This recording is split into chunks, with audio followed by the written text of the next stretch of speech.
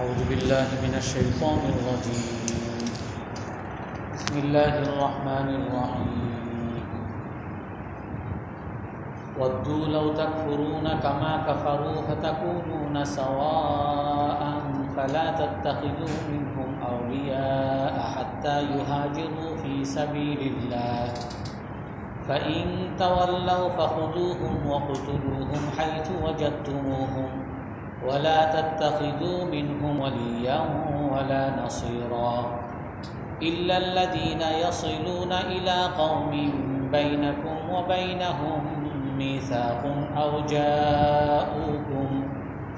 جاءوكم حصرت صدورهم أن يقاتلوكم أو يقاتلوا قومهم ولو شاء الله لسلطهم عليكم فلقاتلوكم فإن اعتزلوكم فلم يقاتلوكم وألقوا إليكم السلام فما جعل الله لكم عليهم سبيلا. صدق الله العظيم. আল্লাহ তাআলা বলেন, তারা মুনাফিকরা কামনা করে তোমরাও কাফের হয়ে যাও যেমনিভাবে তারা কাফের হয়ে গেছে, অতঃপর তোমরা সমান সমান হয়ে যাবে। অতএব তোমরা তাদের মধ্য থেকে কাউকে বন্ধু অভিভাবক বানাবে না যতক্ষণ পর্যন্ত না তারা আল্লাহর রাস্তায় হিজরত করে। আর যদি তারা মুখ ফিরিয়ে নেয় তবে তাদেরকে আটক করো এবং যেখানেই তাদেরকে পাবে সেখানে তাদেরকে হত্যা করো এবং তাদের মধ্য থেকে কাউকে অভিভাবক এবং সাহায্যকারী বানাবে না।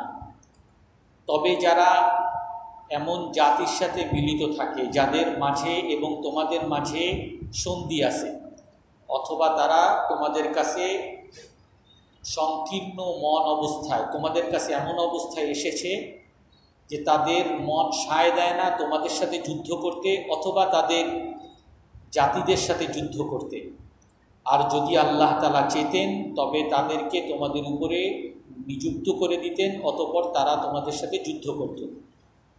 অতএব তারা যদি তোমাদের থেকে আলাদা থাকে অতঃপর তোমাদের সাথে যুদ্ধ না করে এবং তোমাদের সাথে শান্তি স্থাপন করে, তবে তাদের ব্যাপারে তোমাদের জন্য আল্লাহ তাআলা কোনো উপায় রাখেন নাই। এই আয়াতগুলোর মধ্যে মুনাফিকদের কথা বলা হয়েছে। মুনাফিক দুই প্রকার। কিছু মুনাফিক বিশ্বাসগত মুনাফিক,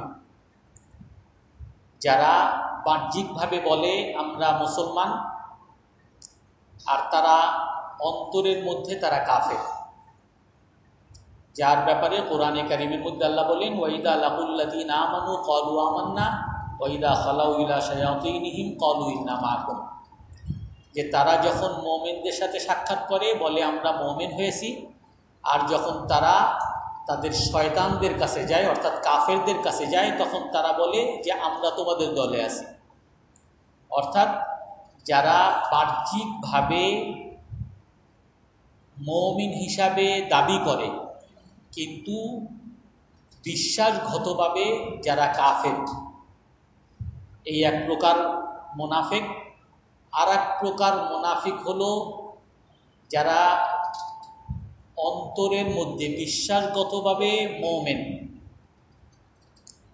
বিশ্বাসী, আল্লাহ এবং রাসূল আখিরাতে বিশ্বাসী, তবে বিভিন্ন বিভ্রান্তির কারণে, বিভিন্ন প্ররোচনার কারণে তারা অনেক ঈমান বিরোধী অনেক কার্যকলাপ অর্থাৎ পাপ করে। কিছু হলো কাফের মুনাফিক, কিছু হলো পাপী মুনাফিক। আর যারা কাফের মুনাফিক তাদের ব্যাপারে আল্লাহ তাআলার ঘোষণা, ইন্নাল মুনাফিকিনা ফিদ-দারকিল আসফালি মিনান নার, যে মুনাফিক যারা কাফের মুনাফিক, বিশ্বাসগত মুনাফিক, তারা জাহান্নামের অতল গভীরে থাকবে, অর্থাৎ কাফেরদের চেয়েও নিকৃষ্ট স্থান তারা। কাফেররা যেই জাহান্নামে থাকবে এর চেয়েও নিচু স্থানে থাকবে যারা মুনাফিক কাফের হবে। আর কিছু হলো বিশ্বাসগত মুমিন কিন্তু আচরণগত মুনাফিক, অর্থাৎ অনেক ইসলাম বিরোধী কার্যকলাপ করে। যেমন হাদিসের মধ্যে আসছে লা ঈমান লিমান লা আমানাত আলা, যার আমানত নাই তার ঈমান নাই। লা ঈমান লিমান লা সালাত আলা, যার নামাজ নাই, যে নামাজ পড়ে না তার ঈমান নাই। লা ঈমানা লিমান লা ইয়ামান জারহু বাওয়াইখা, যার প্রতিবেশী তার কাছ থেকে নিরাপদ না, তার ঈমান নাই। এই যে ঈমান নাই বা ত্রুটির কথা যেগুলো বলা হয়েছে, এটা হলো ওই আচরণগত মুনাফিক, অর্থাৎ তারা কাফের না, আচরণগত মুনাফিক, যার ব্যাপার অন্য হাদিসে আছে আয়াতুল মুনাফিকি সালাস, মুনাফিকের নিশানা আলামত হলো তিনটা। ইজা হাদ্দাসা কাজিবা, যখন কথা বলে মিথ্যা বলে। ওইজা উতুমিনা খানা, যখন তার কাছে কোনো দায়িত্ব দেওয়া হয়, আমানত রাখা হয়, তখন সে দুর্নীতি করে, আত্মসাৎ করে। আর ওয়াইজা হালাফা, যখন সে শপথ করে, শপথ ভঙ্গ করে, মিথ্যা শপথ করে, ওয়াদা রক্ষা করে না, যখন ওয়াদা দেয় ওয়াদা রক্ষা করে না। তো এই সকল মুনাফিকদের ব্যাপারে আল্লাহ তাআলা এখানে বলতেছেন, মুনাফিকরা কামনা করে, অন্তর থেকে তারা চায় যে তোমরাও কাফের হয়ে যাও, তারা যেরকম কাফের হয়ে গেছে, অতঃপর তোমরা একই পর্যায়ের হয়ে যাও, একই রকম হয়ে যাও, তোমরাও তাদের মতো কাফের হয়ে তাদের মতো হয়ে যাও। এটা মুনাফিকরা চায়। কেন চায় মুনাফিকরা? কারণ মুনাফিকদের মধ্যে ভারসাম্য থাকে না, ভারসাম্যহীনতায় ভোগে। ইসলাম হলো ফাআকিম ওয়াজহাকা লিদ্দীন হানিফা। আল্লাহ তাআলা কোরআনের আরেক আয়াতে বলেন, আপনি দ্বীনের জন্য একাগ্র চিত্তে নিজেকে দ্বীনের জন্য নিয়োগ করেন। ফিতরাতাল্লাহিল্লাতী ফাতারান নাস আলাইহা, এই দ্বীনের উপরই আল্লাহ তাআলা মানুষকে সৃষ্টি করেছেন। অর্থাৎ মানুষ সৃষ্টিগতভাবে ন্যাচারালি মানুষের মধ্যে দ্বীন আছে, মানুষ মানতে চায়। আল্লাহ এবং আল্লাহর রাসূল যা বলেছেন এটাই মানার ক্ষেত্রে মানুষের সায় আছে, মানুষের মন চায় এটাই মানতে। এটা হলো তার স্বাভাবিক প্রক্রিয়া। কিন্তু এই স্বাভাবিক প্রক্রিয়া থেকে যখন মানুষ সরে যায়, তখন মানুষের মধ্যে ওই অস্বাভাবিকতা চলে আসে, মানুষের মধ্যে আর ভারসাম্য থাকে না, ভারসাম্যহীন হয়ে যায়, মানুষ দুশ্চিন্তাগ্রস্ত হয়ে যায়, মানুষ স্বাভাবিক মানুষ আর থাকে না, অস্বাভাবিক মানুষ হয়ে যায়। আর এর সবচেয়ে বড় প্রমাণ, মানুষ যখনই কোনো পাপ করে, তখন এই পাপের কোনো প্রায়শ্চিত্ত সে দুনিয়াতে পাক বা না পাক, এই পাপের কোনো শাস্তি তার হোক বা না হোক, সে তার বিবেকের তাড়নায় ভোগে, বিবেকের শাস্তিতে ভোগে। কারণ তার বিবেক হলো সবসময় ইসলামিক, আল্লাহ এবং আল্লাহর রাসূলকে মানতে চায়। তাফসিরে নাবুসিরের একটা দৃষ্টান্ত দিছে।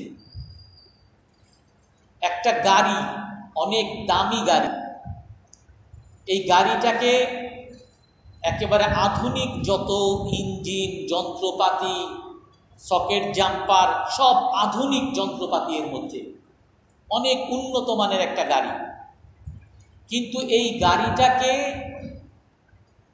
ন্যাচারালি সৃষ্টি করা হয়েছে সমতল রাস্তায় চলার জন্য, একটা ভালো রাস্তায় চলবে, এই জন্য এটাকে বানানো হয়েছে।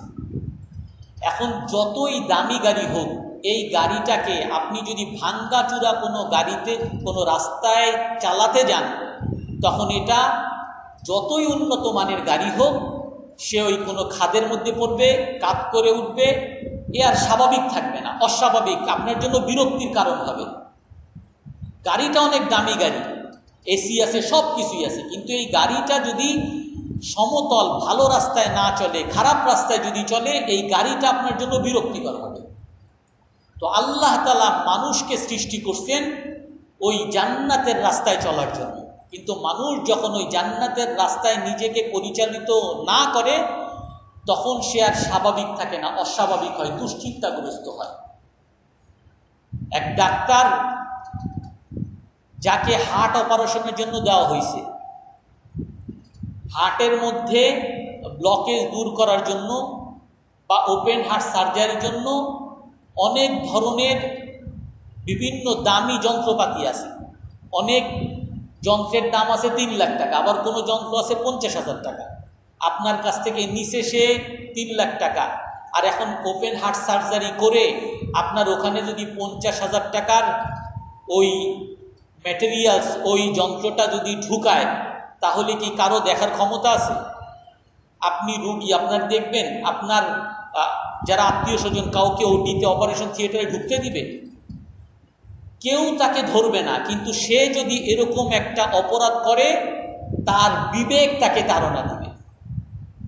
আমরা এখন বিভিন্ন জায়গায়, বিশেষ করে ইউরোপ আমেরিকায়, আরও বিশেষ করে তাদের যে সেনাবাহিনীর মধ্যে আত্মহত্যার যে পরিসংখ্যান অনেক বেশি।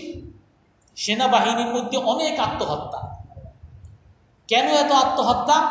যে তারা বিবেকের তাড়নায় ভুগে। এরকম অনেকগুলো রিপোর্ট আসছে, বিবিসির রিপোর্ট আসছে, যে ওই সকল যারা আত্মহত্যা করতেছে, যে সকল সেনা সদস্যরা, তারা বলে যে আমাদেরকে একটা অনৈতিক একটা যুদ্ধে নামিয়ে দিছে, নিরীহ মানুষকে আমাদের দ্বারা হত্যা করিয়েছে। নিরীহ শিশু, নিরীহ নারী, নিরীহ নাগরিকদেরকে আমাদের দ্বারা হত্যা করে, নিরপরাধ। আর আমরা আমাদের চাকরির খাতিরে করেছি, যার কারণে যদিও আমরা তখন চাকরির লোভে করেছি, কিন্তু ওই বিবেকের তাড়নায়, যে আমি ওই শিশু ছটফট করতেছে, তাকে আমি নিরপরাধ একটা শিশুকে হত্যা করছি, এই বিবেকের তাড়নায় সে আর স্বাভাবিক জীবনযাপন করতে পারে না, আত্মহত্যা করে। এরকম অনেক আত্মহত্যার পরিসংখ্যান এখন ওই ইউরোপ আমেরিকা, বিশেষ করে সেনাবাহিনীর মধ্যে। তো যে কোনো ওই যারা ওই এতিমের ঘর দখল করে সে 5তলা বাড়ি বানায়, সে 5তলা বাড়িতে যতই থাকুক না কেন, সে কখনো শান্তিতে ঘুমাতে পারে না। ওই চাঁদাবাজ আর দখলদাররা যতই পিস্তল ঠেকিয়ে আর সন্ত্রাস করে টাকা দখল করুক না কেন, ওই সন্ত্রাস করে ক্ষমতা দখল করুক, সে কখনো বিছানায় আরামে ঘুমাতে পারে না। সব সময় তার এক বিবেকের তাড়না, এক অপরাধ বোধ তাকে সবসময় দুশ্চিন্তাগ্রস্ত করে রাখে। ওই যেই যুবক একটা নিরপরাধ একটা নারীর ইজ্জতকে নষ্ট করেছে, জীবনকে নষ্ট করেছে, তাকে যদিও কেউ ধরতে না পারে, কিন্তু সে সেই ওই মেয়ের আর্তনাদের কারণে সে রাতে ঘুমাতে পারবে না। তার এই অপরাধবোধ তাকে সারা জীবন বয়ে যেতে হবে, স্বাভাবিক আর থাকে না, অস্বাভাবিক হয়ে যায়। আর এই মুনাফিকরা বা অপরাধীরা যখন অস্বাভাবিক হয়, তখন তাদের আচরণও অস্বাভাবিক হয়। 3 রকম আচরণ হতে পারে বা 2 রকম আচরণ হতে পারে। এক হলো যে অপরাধী মুনাফিক, তার জন্য সুযোগ আছে সে তওবা করে আল্লাহর পথে চলে আসা। যতই অপরাধী হোক না কেন, সে যদি আল্লাহর কাছে তওবা করে, যতই বড় কাফের হোক না কেন, সে যদি তওবা করে ইসলাম গ্রহণ করে আল্লাহর পথে ফিরে আসে, তো আল্লাহ তাআলা তাকে স্বাভাবিক জীবন এবং শান্তিময় জীবন দান করে। এক হলো এই পথ, তওবার পথ। আর এক পথ হলো যেটা অধিকাংশ মানুষ, অধিকাংশ অপরাধী মুনাফিকরা নেয়, সেটা হলো যে সে মনে করে আমি অপরাধী, আমাকে যাতে কেউ অপরাধী না বলে, সবাই যাতে আমার মতো অপরাধী হয়। ওই আপনি যেই সময় স্কুলে যেতেন বা মাদ্রাসায় যেতেন, হোমওয়ার্ক বা হাতের লেখা নিয়ে আসতে বলতো, আপনি হাতের লেখা আনেন নাই, কষ্ট হয়, তখন আপনি বলতেন স্যার আমি হাতের লেখা আনি নাই। তখন আপনি দেখতেন, আপনার মনে আশা জাগতো যে আমার মতো এরকম যেন সবাই হাতের লেখা না আনে, যাতে এতগুলা ছাত্র আর স্যার আর কি মারবে। সবাই যাতে আমার মতো অপরাধী হয়, এরকম একটা আকাঙ্ক্ষা মানুষের মধ্যে থাকে। আর এই জন্য দেখবেন এখন একটা মানুষ, ভালো মানুষ, সবাই বলে ভালো ছেলে, আগে খারাপ ছিল এখন ভালো হয়েছে, নামাজ পড়ে, সে এখন দাড়ি রাখছে, টুপি পরে, 5 ওয়াক্ত নামাজ পড়ে, সে বাসায় আগে যা করতো এখন কোনো খারাপ কাজ করে না। কিন্তু ওই ছেলেটা বাসায় কি খুব শান্তিতে থাকে? সে খুব ভালো পথে আসছে, সবাই স্বীকার করে, কিন্তু সবাই তাকে টিটকারি করে। বাসার একেবারে ওই ভাই বোন, যদি বাবা মাও যদি ভালো পথে না থাকে, দ্বীনের পথে না থাকে, তারাও তাকে টিটকারি করে। আর এই বয়সে তোর দাড়ি রাখার সময় হয়েছে নাকি? এত হুজুরগিরি কি জন্য করস? আরে আর সবসময় কি নামাজ পড়তে যাওয়া লাগে নাকি? আরে একটু কি মাঝে মধ্যে একটু টিভি সিনেমা দেখা যায় না? এত এত বড় হুজুরগিরি কেন করস? সার্বক্ষণিক সে টর্চারের মধ্যে থাকে। কেন এই সকল, সবাই বলে আমার ছেলেটা বা অমুক ছেলেটা ভালো, নামাজি, দাড়ি রাখছে, দিনদার, ভদ্র, কিন্তু তারপরও সবাই তাকে টিটকারি করে। কেন করে? কারণ ওই সবাই একটা অপরাধ বোধে ভোগে, সে একটা ভারসাম্যহীনতায় ভোগে, যে ওর সামনে আমরা সিনেমা দেখতেছি, কেমন আমি একটা অপরাধ করতেছি, আমি যাতে অপরাধী না হই, এই জন্য ওরে আগে অ্যাটাক কর। যার সামনে আমি অপরাধী হব তাকে অপরাধী বানাও। এই জন্য অফিসের মধ্যে যদি একজন নীতিবান থাকে, সকল ঘুষখোররা মিলে তার পিছনে লাগে। যদি কোনো এক জায়গায় ভদ্র কোনো ছেলে থাকে, সকল পোলাপান মিলে ওই ভদ্র ছেলের পিছনে লাগে। যদি কোনো একজন হুজুর থাকে, আলেম থাকে, সবাই মিলে তার পিছনে লাগে। যদি একজন সুদকে ঘৃণা করে, সকল সুদখোররা মিলে তার পিছনে লাগে। এটা কেন? আল্লাহ তাআলা বলেন ওয়াদ্দু লাউ তাকফুরুন। একটা তো উপায় ছিল যে সে তওবা করে ভালো হয়ে যাবে, আর একটা হলো ওয়াদ্দু লাউ তাকফুরুন, সে মন থেকে, ওই মুনাফিকরা মন থেকে কামনা করে যে লাউ তাকফুরুনা কামা কাফারু, তারা যেরকম কাফের হয়ে গেছে তোমরাও এরকম কাফের হয়ে যাও। এটা তারা মন থেকে চায়। ফাতাকুনুনা সাওয়া, তারপরে তোমরা একই রকম হয়ে যাও, সবাই তোমরা দুর্নীতিবাজ হয়ে যাও। একজন কোনো নীতিবান অফিসের মধ্যে না থাকো, দুর্নীতিবান একজন থাকলে তারে ওই হিল ট্যাক্সে পাঠিয়ে দেওয়ার ব্যবস্থা করো। কোনো একজন ভালো মানুষ যেন না থাকে। ফালা তাত্তাখিযু মিনহুম আউলিয়া। আল্লাহ তাআলা মানুষকে একটা বিবেক দিছেন, আপনার একটা চোখ দিছেন, আপনি একটা চোখে দেখেন, আর একজন অন্ধ মানুষ। যদি আলো থাকে তাহলে আপনি অন্ধ আর আপনি চোখে দেখা মানুষ, দুইজনের মধ্যে পার্থক্য আছে।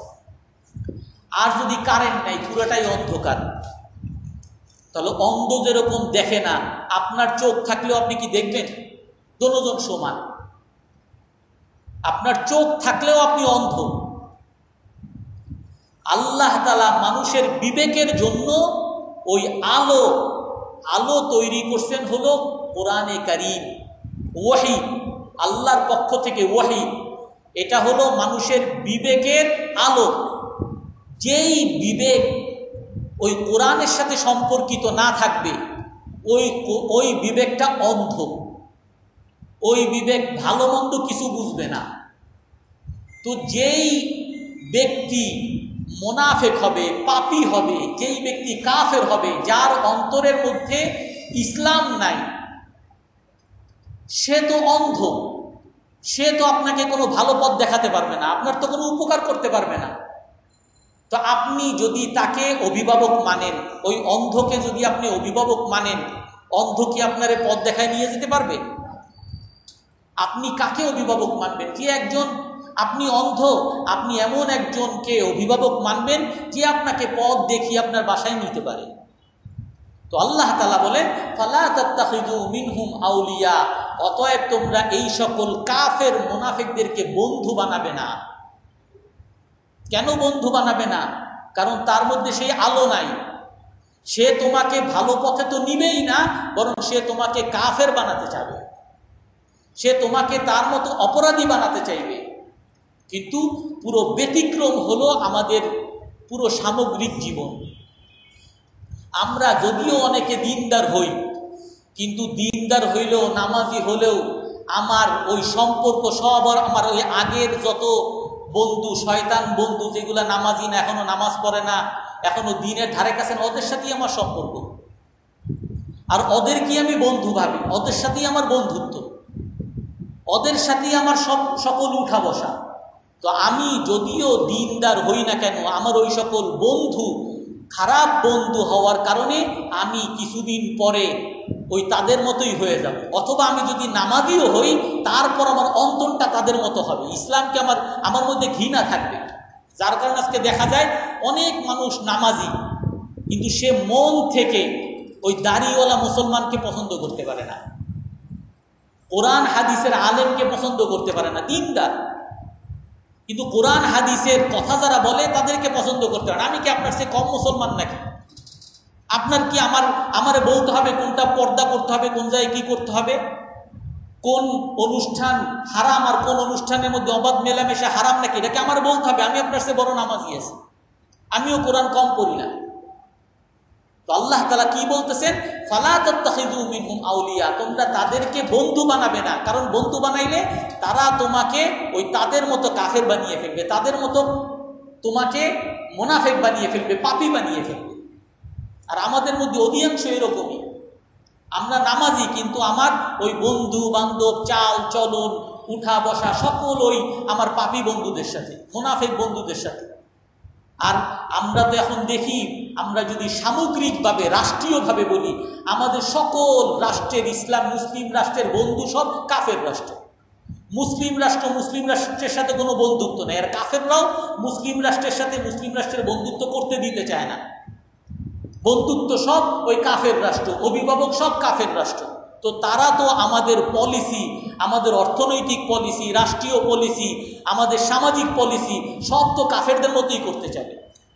তো যার ফলে আমরা কি দেখি, আমাদের গণমাধ্যমে কয়টা ইসলামিক কাজ পাবেন, আমাদের চাকরি বাকরির মধ্যে কয়টা ইসলামিক পন্থা পাবেন, আমাদের রাষ্ট্রীয় পলিসি, সামাজিক পলিসি, পারিবারিক পলিসি, আমাদের অনুষ্ঠান, কোথায় আপনি ইসলাম পাবেন?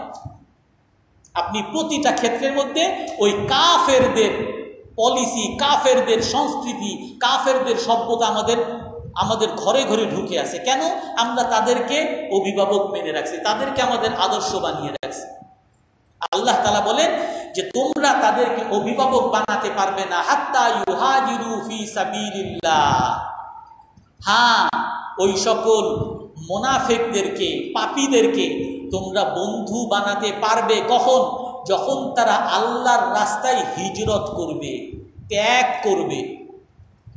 আল্লাহর জন্য যখন তারা ত্যাগ, শুধু অনেক মানুষ আছে দাবি করে যে আমি মুসলমান হয়েছি, অথচ ওই হিন্দু অনেক মুসলমান হয়েছে, কিন্তু ওই তার ওয়াইফ হিন্দু, তার বাবা মা সবাই হিন্দু, তাদের সাথেই থাকে, তাদের সাথেই উঠা বসা করে, সব কিছুই তাদের সাথে। তো এরকম যদি শুধু মুখে বলার দ্বারা মুসলমান হয়ে যাইতো, তাহলে আর এই মুনাফিকদের সমালোচনা আল্লাহ তাআলা করতেন না। আল্লাহ তাআলা বলছেন কি, এই মুনাফিকরা মুখে দাবি করে আমরা মুসলমান, কিন্তু এই মুনাফিকদেরকে তোমরা বন্ধু বানাবে না। হ্যাঁ, কখন? যখন তারা আল্লাহর রাস্তায় ওই কাফের বন্ধু বান্ধব, কাফেরদের সব ত্যাগ করে যখন মুসলমানদের সাথে চলে আসবে।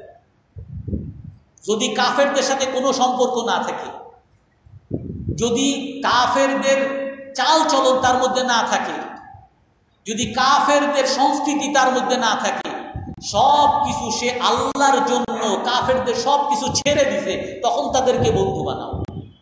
আর না হয় শুধু মুখে মুখে বলে আমি তো বড় মুসলমান, আর ভিতরে ভিতরে বড় নাস্তিক। মুখে মুখে বলে আমি বড় মুসলমান, কাজকর্ম সব ওই কাফেরদের মতো। আল্লাহ তাআলা বলেন এদেরকে বন্ধু বানাইতে পারবা না। হ্যাঁ, যদি তারা আল্লাহর রাস্তায় সব কিছু ত্যাগ করে আসে, ওই কাফের কৃষ্টি কালচার ত্যাগ করে, কুফুরি সংস্কৃতি ত্যাগ করে, কাফেরদের সাথে উঠা বসা ত্যাগ করে, কাফেরদের দেশ ত্যাগ করে, যদি তারা মুসলমান হয়ে হিজরত করে মদিনায় আসে, তাহলে তাদের সাথে তোমরা বন্ধুত্ব করতে পারবা, আর না হয় তাদেরকে মুনাফিক মনে করবা, তাদের সাথে তোমরা বন্ধুত্ব করবা না, অভিভাবকও বানাবে না। এই আয়াতে শানি নজুল বিশেষ করে এরকম আসছে, কিছু কিছু লোকরা এরকম সাহাবাদের কাছে আসছে, বিশেষ করে আব্দুল্লাহ ইবনে উবাই ইবনে সুলুল, সে উহুদের যুদ্ধে রসুলের সাথে যুদ্ধ করতে গেছে, কিন্তু পথিমধ্যে এক অজুহাত দিয়ে 300 মুনাফিক নিয়ে তারা মদিনায় ফিরে আসছে, রসুলের সাথে যুদ্ধে যায়নি। সামান্য অজুহাত, যে আমরা বলছিলাম মদিনায় আপনি থেকে যুদ্ধ করেন, কেন আপনি বাইরে আসলেন, এই জন্য নাই, চলে গেছে। তখন এই যে মুনাফিক যারা চলে গেছে, এখন কিছু কিছু মুসলমান বলে এরা কাফের হয়ে গেছে, আর কিছু কিছু মুসলমান বলে যে না এরা তো মুমিন, মুখে তো ঈমান। আল্লাহ তাআলা ওই আগের আয়াত আমি বলছিলাম, ফামা লাকুম ফিল মুনাফিকিনা ফিয়াতাইন, যে তোমাদের কি হলো মুনাফিকদের ব্যাপারে, তোমরা দুই দল হয়ে গেছো। তারা তো তাদের কর্মের কারণে আবার কুফরি কাফেরের মধ্যে ফিরে গেছে, কাফেরদের দলে আবার প্রত্যাবর্তন করছে, কেন তোমরা এখনো তাদেরকে এখনো মুসলমান মনে করতেছো? তো এই যে যারা তাদের ব্যাপারে আল্লাহ বলছেন, তাদের সাথে এই সকল মুনাফিক যাদের উঠা বসা কাফেরদের সাথে, মুশরিকদের সাথে বন্ধুত্ব, মুশরিকদের সাথে, এদেরকে তোমরা অভিভাবক বন্ধু বানাতে পারবে না। হ্যাঁ পারবে, যদি তারা সব কিছু ত্যাগ করে, ওই কাফেরদের পুরো সঙ্গ ত্যাগ করে, তাদের কৃষ্টি কালচার ত্যাগ করে, তাদের দলে যাওয়া ত্যাগ করে, পুরা তাদের এলাকা ত্যাগ করে তোমাদের সাথে চলে আসে, তাহলে তোমরা তাদেরকে বন্ধু মনে করতে পারবা, অভিভাবক মনে করতে পারবা। ফাইন তাওয়াল্লাউ ফাখুযুহুম ওয়াকতুলুহুম হাইসু ওয়াজাদতুমুহুম, তারপরও যদি তারা মুখ ফিরিয়ে নেয়, এই সকল মুনাফিকরা হিজরত করতে বলা হয়েছে, মানে আচরণগত তাদেরকে মুসলমান শুধু মুখে বললে হবে না, তাদের আমলের দ্বারা হিজরতের মাধ্যমে, মুসলমানদের সাথে আসার মাধ্যমে, মুসলমানদের সাথে জিহাদ করার মাধ্যমে তাদেরকে মুসলমান হওয়া প্রমাণ করতে বলা হয়েছে। ফাইন তাওয়াল্লাহ, তারা যদি এই হিজরত করা থেকে মুখ ফিরিয়ে নেয়, ফাখুযুহুম, আল্লাহ তাআলা বলেন তাহলে তাদেরকে আটক করো, কাফের হিসাবে আটক করো, তারা তোমাদের সাথে যুদ্ধ করতে আসতেছে। ওয়াকতুলুহুম হাইসু ওয়াজাদতুমুহুম, আর তারা যুদ্ধের মধ্যে আছে, তাদের সাথে যুদ্ধ করতে আসছে, এই জন্য তোমরা যেখানেই তাদেরকে পাবা তাদেরকে হত্যা করবা। এখন এই আয়াতের মধ্যে অনেক, ওই বিশেষ করে ডক্টর জাকির নায়েক একটা বড় লেকচার দিয়েছেন, অনেক কিতাবের মধ্যেও আসছে, আরুন শুরু নাকি একজন বড় বই লেখছে এই কোরআনের বিভিন্ন আয়াত নিয়ে। আল্লাহ তাআলা যেমন এখানে বলছে ফাখুযুহুম ওয়াকতুলুহুম হাইসু ওয়াজাদতুমুহুম, তাদেরকে যেখানে পাও ওখানে হত্যা করো। বলে ইসলামের মধ্যে আদেশ হলো হিন্দুদেরকে আর অমুসলিমদেরকে যেখানে পাও হত্যা করো, আল্লাহ বলছেন। কিন্তু ইসলামের বিধান একটা ভারসাম্যপূর্ণ বিধান। ইসলামের মধ্যে আপনারা জানেন কুকুরের সাথে দয়া করার আদেশ আছে। কুকুরের একজন বেবিচারী নারী, সে কুকুরকে পানি পান করিয়েছেন, এই জন্য আল্লাহ তাআলা ওই বেবিচারী নারী অপরাধী হওয়া সত্ত্বেও আল্লাহ তাআলা তাকে জান্নাত নসিব করছে। কেন? একটা কুকুরের প্রতি দয়া দেখাইছে। অর্থাৎ কুকুরের প্রতি দয়া দেখানো এটা ইসলামের আদেশ। এখন এই জন্য আমাদের দেশে অনেক পশুপ্রেমিক আছে যে তারা কুকুর লালন পালন করে, বাসায় কুকুর রাখে, তারপরে শূকর রাখে। কেন? এবং এরা তো পশুপ্রেম, তাদের মধ্যে এরাও তো একটা প্রাণী, এদের প্রতি তাদের অতি দরদ। কিন্তু ইসলাম একটা ভারসাম্যপূর্ণ ধর্ম, যে যেরকম ভাবে কুকুরের প্রতি দয়া প্রদর্শনের কথা আসছে, এমনি ভাবে আল্লাহর রাসূল হাদিসে বলেন লা তাদখুলুল মালাইকাতু বাইতান ফিহি কালবুন আও তাসাবিহ, ফেরেশতা, রহমতের ফেরেশতা ওই ঘরের মধ্যে প্রবেশ করবে না যেই ঘরের মধ্যে কোনো কুকুর থাকবে। আপনি কুকুরকে আপনার ঘরের মধ্যে লালন পালন করতে পারবেন না। কুকুরের প্রতি দয়া বাইরে, কিন্তু দয়া দেখাতে গিয়ে আপনি ওই কুকুরকে নিয়ে বিছানায় ঘুমাতে পারবেন না। ভারসাম্য। এমনি ভাবে ইসলামের মধ্যে আসছে যে তোমার শত্রুদের সাথেও তুমি ভালো ব্যবহার করো। কাআন্নাহু আদাওয়াতুন কাআন্নাহু ওয়ালিয়্যুন হামীম, আল্লাহ তাআলার ভাষা এরকম যে যারা তোমার শত্রু তার সাথেও এমন নম্র আচরণ করো যেন তোমার চিরকালের বন্ধু। তোমার সুন্দর আচরণের কারণে সে যাতে তোমার প্রতি আন্তরিক হয়ে যায়, তোমার প্রতি গলে যায়, তার সাথে ভালো ব্যবহার করো। নম্রতা হাদিসের মধ্যে আসছে, মান রাওয়া জিম্মিয়া, যে নাকি কোনো অমুসলিম নিরাপত্তা নিয়ে আসে, আমাদের দেশে হিন্দু, কোনো অমুসলিমকে যদি কেউ ভয় দেখায়, অস্ত্র তাক করে, অস্ত্র দিয়ে ভয় দেখায়, আল্লাহ রাসূল বলেন ফাআনা খাসমুহু, কাল কিয়ামতের দিন আমি তার বিরুদ্ধে বাদী হব। যদি কেউ অমুসলিমকে হত্যা করে, কষ্ট দেয়, আল্লাহ রাসূল বলেন লাম ইয়াজিদ রিহাল জান্নাহ, সে জান্নাতের ঘ্রাণও পাবে না। এগুলো হলো সব মানব দরদ, অমুসলিম দরদ। তার মানে অমুসলিম দরদ অর্থ এই না যে আপনি অমুসলিমকে বন্ধু বানিয়ে, অমুসলিমের সাথে সখ্যতা করে, অমুসলিমদের সাথে একতাবদ্ধ হয়ে আপনি মুসলমানদেরকে গালিগালাজ করবেন, অথবা আপনার ইসলামটাকে তাদের জন্য বিসর্জন দিবেন। তাদের প্রতি নম্রতা প্রদর্শন করতে গিয়ে তারা কোরআন হাদিসকে অবমাননা করতেছে, আপনি এটা সহ্য করবেন। ইসলাম হলো ভারসাম্যপূর্ণ, নম্রতার জায়গায় নম্রতা। আবার যখন আপনি যুদ্ধে যাবেন, যে আপনার স্ত্রীর উপরে হামলা করতেছে, আপনার স্ত্রীর ইজ্জত নষ্ট করতেছে, আপনি ওখানে বসে বসে আহা একটু তো ধরছে, আমার তারও তো স্ত্রী আছে, আমার স্ত্রীর একটু ধরছে তাতে কি না। এখানে আপনাকে কঠোর অবস্থা, আপনার স্ত্রীর ধারে কাছে কেন আসবে, আপনি কঠোরভাবে তার বিরোধিতা করবেন। আপনার কোরআনকে অবমাননা করার এত বড় সাহস কোত্থেকে পায়? আপনার মুসলিম শিশুকে হত্যা করার সাহস কোত্থেকে পাবে? মুসলিম নারীদেরকে হত্যা করার সাহস কোত্থেকে পাবে? তখন আপনাকে ওই কাফেরদের বিরুদ্ধে অস্ত্র নিয়ে, সর্বশক্তি নিয়ে তাদের বিরুদ্ধে ঝাঁপিয়ে পড়তে হবে। এখন যখন নাকি ওই যে যখন যুদ্ধে যায়, ইরাকের মধ্যে আমেরিকান সোলজাররা যখন যুদ্ধে আসছে, এখন যদি তাদেরকে ওই সময় যদি বলে যে দেখো তোমরা তো এইখানে আসছো, বিমান হামলা করবা ঠিক আছে, কিন্তু নারী শিশু দেখা বিমান হামলা করবে, নারী শিশু দেখে বিমান হামলা করা সম্ভব? বিমান হামলা মানে কি?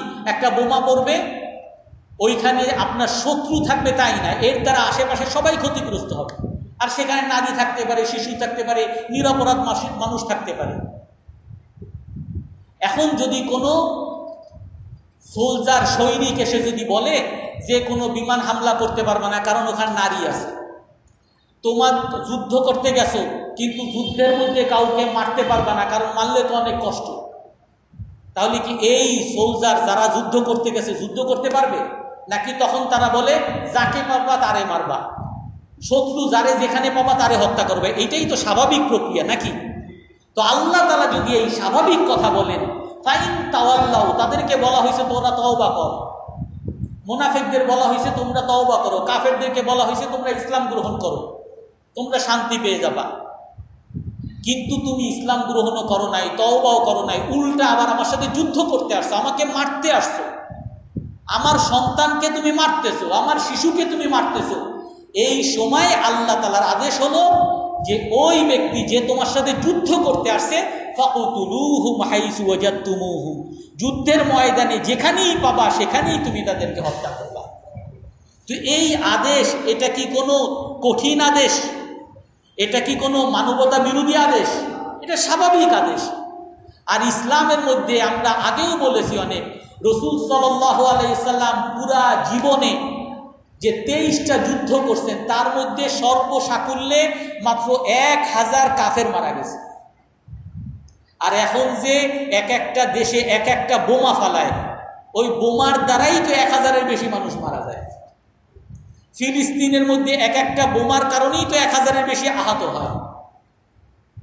আফগানিস্তানে যে বোমা হামলা করছে, এক একটা বোমার কারণেই তো 1000, 2000, কত হাজার হাজার। ওই যে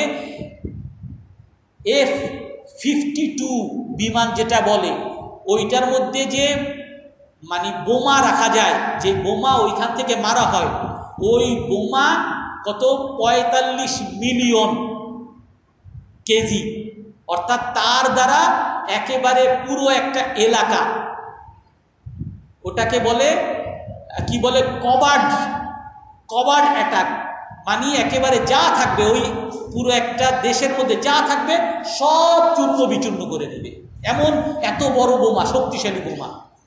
মানে আপনার এই ঢাকার মধ্যে যদি ফেলে তো ঢাকার কোনো একটা ভবন আর সেখানে বাকি থাকবে না, সব ভবন মানুষ এখানে যা আছে সব একেবারে ফ্ল্যাটেড হয়ে যাবে। এরকম কঠিন কঠিন বোমা তারা বিভিন্ন জায়গায় মারতেছে, আর কত লক্ষ লক্ষ মানুষ তারা হত্যা করতেছে। তাদেরকে কেউ সন্ত্রাসী বলে না, তাদেরকে কেউ জঙ্গি বলে না। আমাদের রাসূলুল্লাহ সাল্লাল্লাহু আলাইহি ওয়াসাল্লাম, যিনি সবচেয়ে বড় মানবতাবাদী, যিনি প্রয়োজনে যুদ্ধ করেছেন, কিন্তু পুরো জীবনে মাত্র ১,০০০ মানুষ নিহত হয়েছে, আর তাদেরকে তারা জঙ্গি বলে, সন্ত্রাসী বলে, আর ২ দিন পর পর তারা কার্টুন বানায়, আর মুসলমানদেরকে সন্ত্রাসী তোকমা দিয়ে সারা পৃথিবীতে মুসলমানদেরকে বিভিন্নভাবে হেয় আর প্রতিপন্ন করার চেষ্টা করতেছে।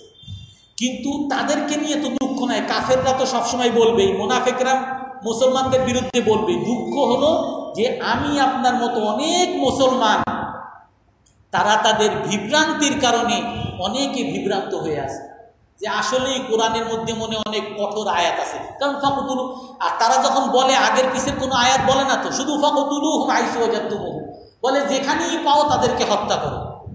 এটা কাদেরকে বলছে?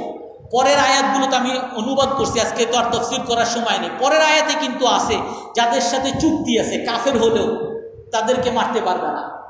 আবার যারা তোমাদের কাছে আসছে যুদ্ধের ময়দানে, কাফেরদের সাথে যুদ্ধের ময়দানে আসছে, কিন্তু সে আসলে তোমাদের সাথে যুদ্ধ করতে চায় না, চাপের কারণে আসছে। যেমন আব্বাস রাদিয়াল্লাহু তাআলা আনহু বদরের যুদ্ধে কাফেরদের পক্ষ হয়ে যুদ্ধ করতে আসছে, কিন্তু আব্বাস রাদিয়াল্লাহু তাআলা আনহু আসলে মুসলমান ছিলেন, উনি কাফেরদের পক্ষ হয়ে উনি মুসলমানদের বিরুদ্ধে যুদ্ধ করতে চান নাই, মন থেকে মুসলমানদের সাথে যুদ্ধ করতে চান নাই, কিন্তু তার সামাজিকতার কারণে, তার ওই বংশের কারণে তাদের সাথে আসছে। এই জন্য আল্লাহ রসুলও ঘোষণা দিয়েছিলেন, তোমরা যদি কেউ আব্বাস রাদিয়াল্লাহু তাআলা আনহুকে পাও তাকে হত্যা করবা না। তো আল্লাহ তাআলা এখানে এটাও বলেন, কাফেরদের সাথে যুদ্ধ করতে আসছে, শত্রু পক্ষের মধ্যে আসছে, কিন্তু তাদের মধ্যে এমন কেউ যদি থাকে যারা আসলে বাধ্য হয়ে আসছে, তাদেরকেও তোমরা হত্যা করবা না। এর চেয়ে বড় মানবতাবাদী ধর্ম আর কি হইতে পারে? তারপরে এখানেও আছে অন্য আয়াতগুলোতে, ওয়ালকাউ ইলাইকুমুস সালাম, কাফেররা যুদ্ধ করতেছে, যুদ্ধের মধ্যে তারা যদি বলে আমরা সন্ধি চাই, সারেন্ডার করছি, বা সন্ধি চাই, আমরা সিজ ফায়ার, অস্ত্রবিরতি চাই, আল্লাহ তাআলা বলেন যে তোমরা সন্ধিতে শান্তি স্থাপন করো, আর যুদ্ধ করবা না। মুসলমানদের জন্য আদেশ, যদি কখনো ওই কাফের শত্রুরা তারা সন্ধি চায়, তারা যদি অস্ত্রবিরতি চায়, সাথে সাথে অস্ত্রবিরতি তোমরা মানো। অথচ আজ যারা বড় বড় পরাশক্তি, তারা যখন মুসলমানদেরকে মারতে আসে, কিসের সিজফায়ার আর কিসের অস্ত্রবিরতি চুক্তি? কোনো চুক্তিই তারা মানে না। কোনো আন্তর্জাতিক যত আইন আছে সব কিছুকে বুড়ো আঙ্গুল দেখায় তারপরে তারা এই ফিলিস্তিনকে যে মারতেছে। এখানে কোনো দিন শুনছেন ইসরায়েলের বিরুদ্ধে জাতিসংঘে কোনো তাদের বিরুদ্ধে নিন্দা জ্ঞাপন হয়েছে? যখনই কোনো নিন্দার প্রস্তাব আসছে, ওই আমেরিকা সবার আগে ভেটো দিছে। পুরো আইন কানুন সব কিছুকে বৃদ্ধাঙ্গুলি দেখিয়ে তারা মানুষ হত্যা করতেছে, মানবতা বিরোধী অপরাধ করতেছে। অথচ আমাদের মুসলমানদের মধ্যে এখনো অনেকের মধ্যে এই ধারণা যে মুসলমান যারা, বিশেষ করে ধার্মিক মুসলমান, দাড়িওয়ালা মুসলমান, কোরআন হাদিস পড়নেওয়ালা আলেম মুসলমান, তারা হলো সন্ত্রাসী, জঙ্গি, উগ্রবাদী, কঠিন, চরমপন্থী, আরো কত কত শব্দ এদের মুখ থেকেই যখন বের হয়, এর চেয়ে বড় দুঃখ তো আর কিছু হইতে পারে না। আল্লাহ তাআলা আমাদের সকলকে সঠিক জিনিস বুঝা এবং মানার তৌফিক দান করেন। কারো কোনো প্রশ্ন আছে?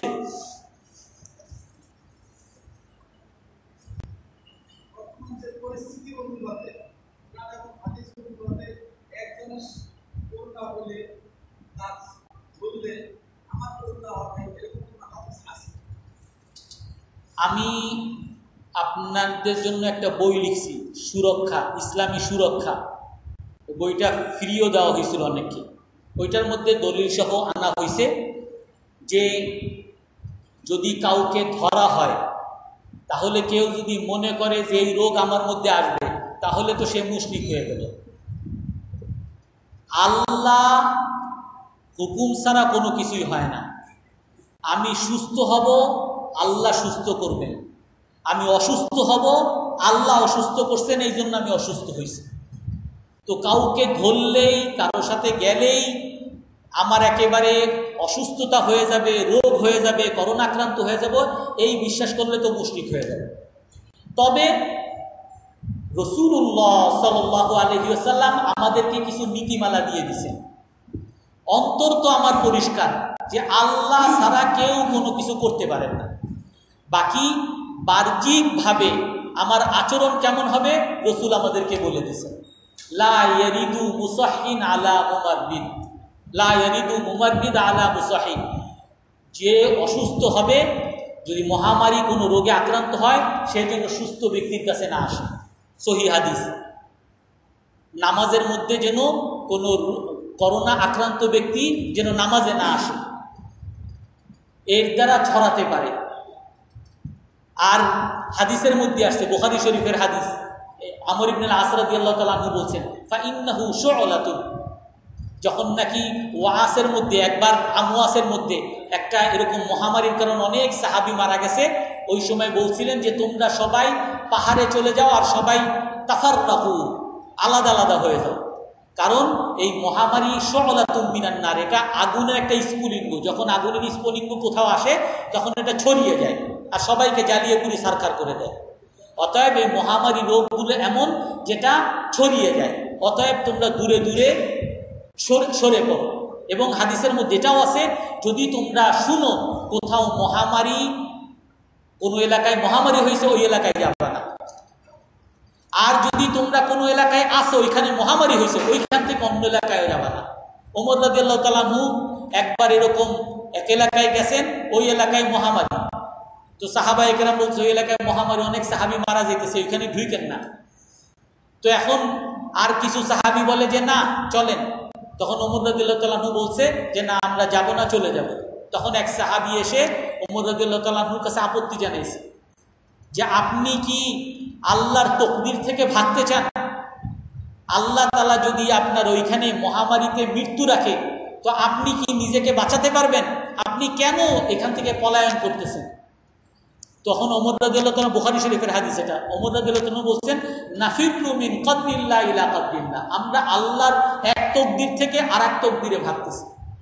আল্লাহর তকদির যেরকম আছে, মহামারীতে মানুষ ঢুকলে মারা যাইতে পারে, এমনি ভাবে আল্লাহর আর একটা তকদির আছে, মহামারী যদি কোথাও দেখো সেখানে যাবা না, আরেক জায়গায় যাও। এটা আল্লাহরই নির্দেশনা। আমরা এক নির্দেশনা থেকে আরেক নির্দেশনায় যাচ্ছি।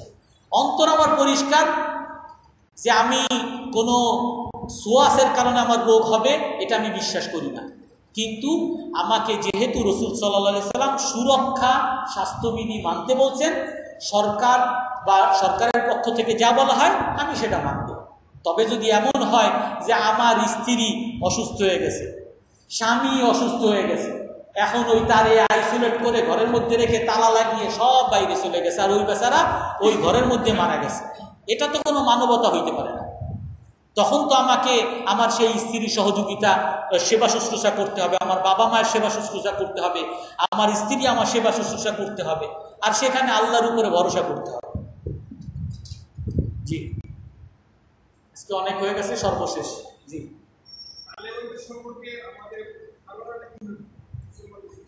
এগুলো তো এখন সেন্সিটিভ বিষয়, এগুলো বললে তো আবার এমনি তো আমরা তালেবান হয়ে আছি আগের থেকেই, এগুলো বললে তো আরো বিষয়। সবচেয়ে বড় জিনিস যেটা, আমরা মুসলমান, আমরা তো কখনোই, যদি দুইটা দল হয় কাফের আর মুসলমান, আমরা তো কোনোভাবেই কাফেরদের দলে যেতে পারি না।